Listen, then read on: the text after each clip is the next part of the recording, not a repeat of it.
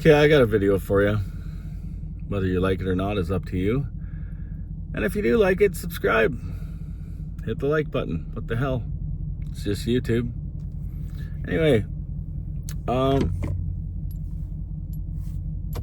shut the car off. WIIM streamers, WIIM products. Like, I own a couple of these. I have a NAD as well. And of course, I have the Apple 4K streaming box, which is going to be renewed in September, October. A new one's going to come out, and it's going to be, I think there's going to be some interesting changes on this one. I think that Apple might chase the actual streamers. You know, yeah, it does movies. Yeah, it does this. Yeah, it does this. I did a video on it. My camera didn't like the way my TV looked. It was kind of shitty. Maybe I didn't put it on 4K. I don't know. I might redo it. But regardless, why are people liking these WIIM streamers? Why? Okay, I have the Ultra, so we're going to just use that as an example. It has a few more hookups than my NAD, and my NAD was probably $2,100. The C700 when it first came out. And when this WIIM first came out, I think I got it for $439. And now they're $499. And in the United States, that would make them about $350, I'm thinking. I don't switch back and forth from Amazon country to country unless I'm looking for something and it's available in the US and they're willing to ship across the border. So whatever. The WIIM Ultra. WIIM products in general. The hookups. There's more hookups on my WIIM than there is on my NAD. There just is. I can connect it directly to the internet. I can go out analog. I can go out USB. I can come in, I don't know, 3 different ways. HDMI, coaxial. There's a lot of different options you can do. I think I can come in coaxial. Or no, I have to leave coaxial. Yeah, that's it. Anyway, I don't have the unit right in front of me. It's hooked up to my stereo. And it has a little 3.5 inch or whatever size screen on it, which is touchscreen, which is handy as hell to, you know, make changes on inputs or outputs or, you know, where you're sending this signal, what signal you want to be sent here, blah, blah, blah, blah, blah, blah, blah. And the truth is, I don't really care for the touchscreen. I don't mind that it has a screen on it, but it's at the bottom of my rack. Like, I don't have a table that stretches across 15 feet and I just have all my shit all on top. No, I have a typical stereo rack.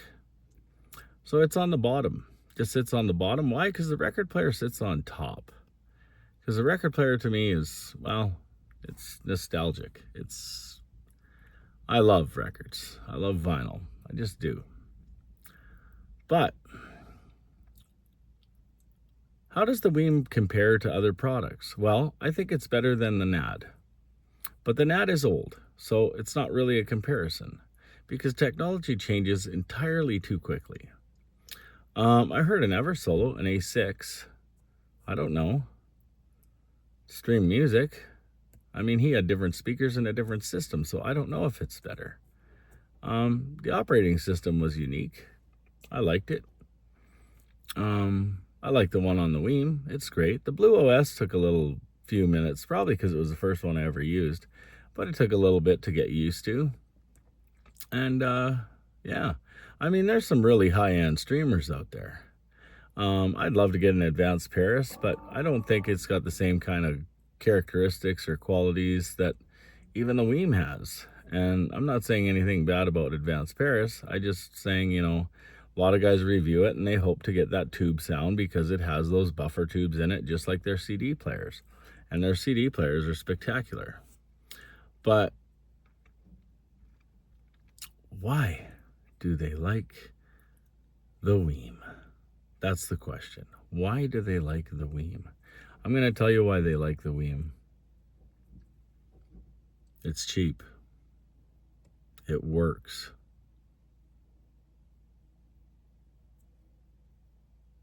And that's the end of the story.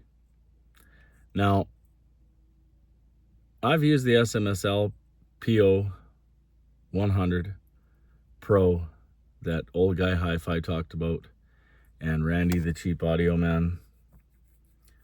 And you know, I get a lot of questions on this one. Does it work sonically? Because I hadn't had it forever. The moment I hooked it up, I knew it was doing something. I knew it was doing something. It was cleaning up the signal. It was messing with the jitter. I mean, that device was built for the PlayStation. Why? So that when you're playing a guy in Japan and you live in the United States of America, it fixes the jitter. So there's no time delays in the internet, whether that be a micro fraction second, if that's a thing, or whatever. And he doesn't like blow your head off in Call of Duty. Do you know what I mean?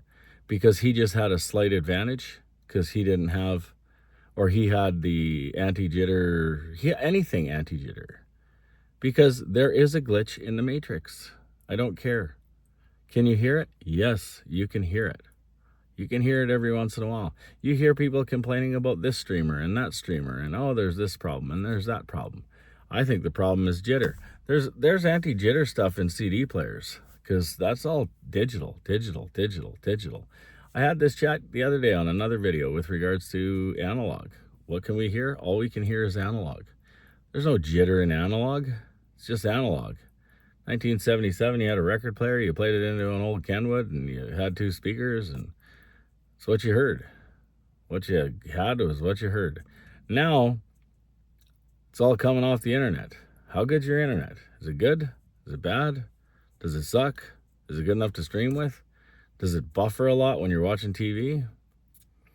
I think the only competition that the WIIM has, and in the price range, I mean, there's a lot of Chinese stuff coming out too. And I mean, I don't need another streamer. I've got two of them. So it's not like I'm going to, like if I ever start reviewing products, I want to start reviewing streamers. I also want to start reviewing speakers, especially bookshelf speakers, because what these reviewers are talking about with these bookshelf speakers are just crazy. And, you know, you can have a WIIM amp and run bookshelf speakers. My NAD has 120 watts peak per channel, class D. And that sucker will run a pair of 8000 Mark II clip speakers pretty well for a good hour. And how long is the listening session anyway? Good hour? If you played them at light volume, that thing would play them all day. I don't care. It wouldn't even get hot. You know what I mean? But I mean, cranked, an hour.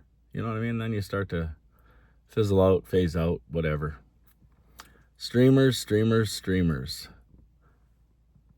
Either way, I prefer CD. But if we're going to stream, because I've been streaming since 2000 and, I don't know, whenever we got the phones with the hookup that could plug into the car radios, that's how long I've been streaming. 2003, 2000, somewhere. I don't know. My 2010 Dodge Challenger came with a plug-in where you could plug in an iPhone or an Android and stream right through the Uconnect. It didn't have Bluetooth. Then everything came with Bluetooth, so you didn't have to worry about that. That was about 2012. And Bluetooth kind of sucks, but it's really handy. So we've been streaming music. So there's thousands of streamers out there. There's streamers in your car. There's streamers in your boat. There's streamers in your motorhome. There's streamers in semi-tractor trailers. There's probably streamers in these brand new frickin' Caterpillar dozers. You know what I mean? They're all built in to accept Bluetooth. And Bluetooth is a streaming device, a streaming service. Well, not a service, but you know what I mean? Anyway, when you're talking about home, 2-channel, stereo, streamers, I don't think you can beat the WIIM Ultra. I don't think you can beat a WIIM product for the price. I just don't think you can. And if you can, sound off on the comments, because I'm open to suggestion. I've always been open to suggestion. I run a company. If I wasn't open to suggestion, I would have never made it this far. Anyway, like and subscribe. Maybe I'll review the WIIM streamer. Maybe I'll review it. But I've got some tricks with regards to the WIIM streamer. And that PO100 Pro is definitely one of them. And coming out USB is pretty cool. Just saying. Anyway, like and subscribe. You guys have a good day.